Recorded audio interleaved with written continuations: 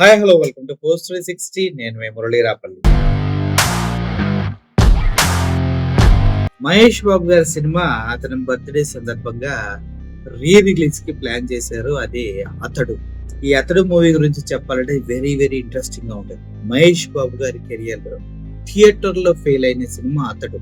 కానీ టీవీలో చూసిన వాళ్ళ సంఖ్య ఎప్పుడు అతడు సినిమా వేసినా కూడా 4.5 రేటింగ్ కన్నా తగ్గలేదు.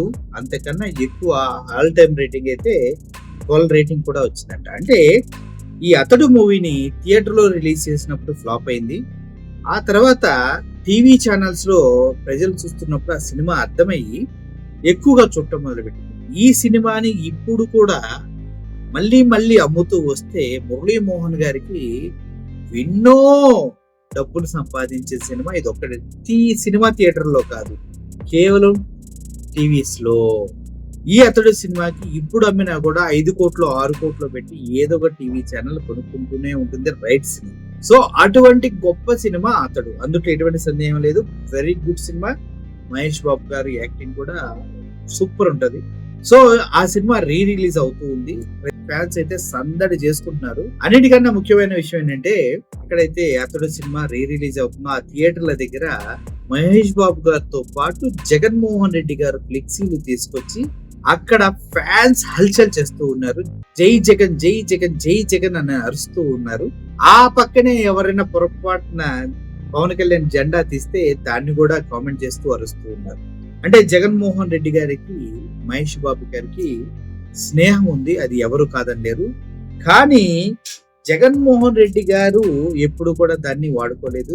మహేష్ బాబు గారు కూడా ఎప్పుడు వాళ్ళ స్నేహాన్ని సినిమా టికెట్లో రేట్లు పెంచడంలోనో ఇంకో దాంట్లోనో ఎప్పుడు వాడుకోలేదు. కానీ ఫ్యాన్స్ మాత్రం బేవత్సంగా వాడుకుంటారు.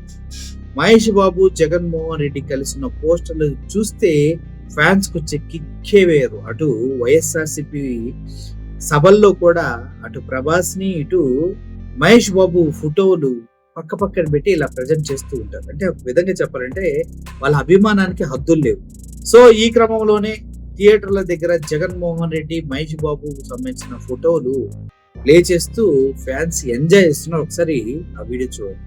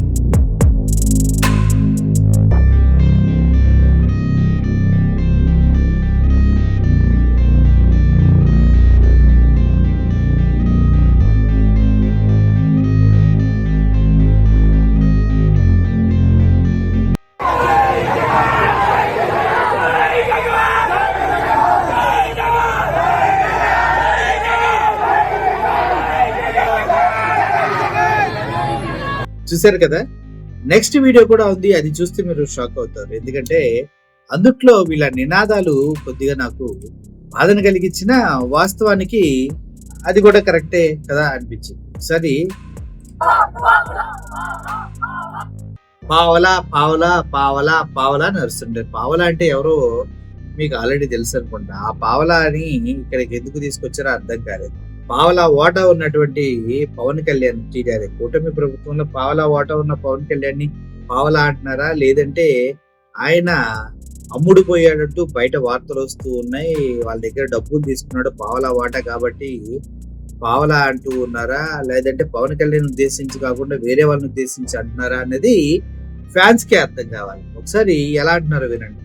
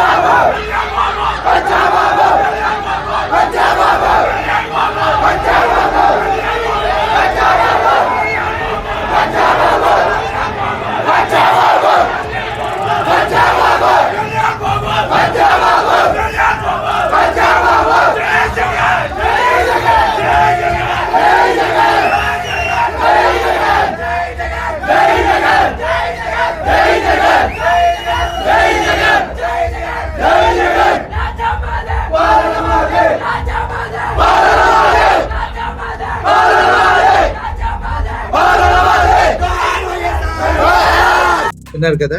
మరి ఆ పావలా ఎవరు, ఎందుకు అలా అంటూ ఉన్నారు, ఆ పావలాకి ఇప్పుడు అతడు సినిమా రిలీజ్ అయినప్పుడు ఇంత ఫేమస్ ఎందుకు వస్తుంది, ఎందుకు జగన్మోహన్ రెడ్డి, మహేష్ బాబు ఫ్యాన్స్ అంతా ఒక దగ్గర చేరారు అన్న విషయాలు తెలిస్తే కింద కామెంట్ రూపంలో పావలా అని కామెంట్ చేయండి.